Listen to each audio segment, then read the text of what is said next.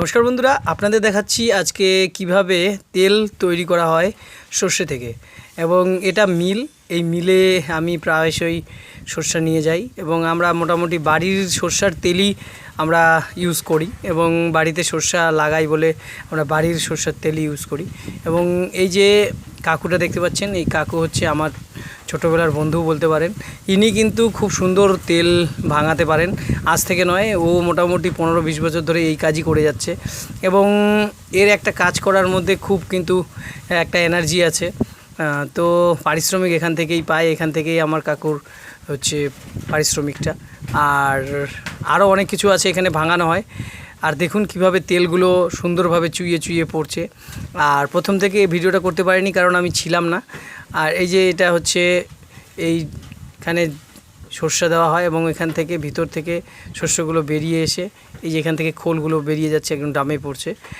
আর কাকু কিন্তু খুব যত্ন সহকারেই এখানে কাজটি করেন এবং মন দিয়েই করেন।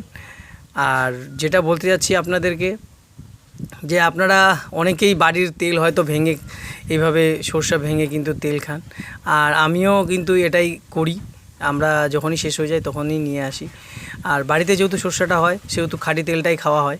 আর বাইরের যে তেলগুলো হয় সেগুলো কিন্তু প্রচণ্ড ঝাঁজ হয়, তো ওগুলোর তেলের থেকে এই তেল কিন্তু অনেকটাই ভালো।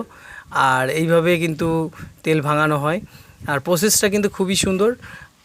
এখান থেকে কিন্তু খুব সুন্দর একটা ঝাঁজ বেরোচ্ছিল এবং ঝাঁজটা কিন্তু খুবই আমাকে ভালো লাগে। ফোঁটা করে তেল পড়ছে এবং সেই তেলগুলো নিচে পড়ছে এবং এই তেলগুলোই আমরা খাই বাড়িতে।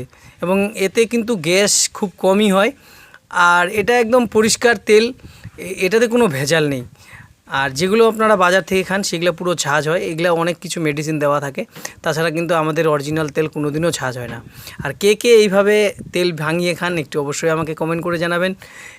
আবারও নতুন ভিডিও নিয়ে আসবো আপনাদের সামনে।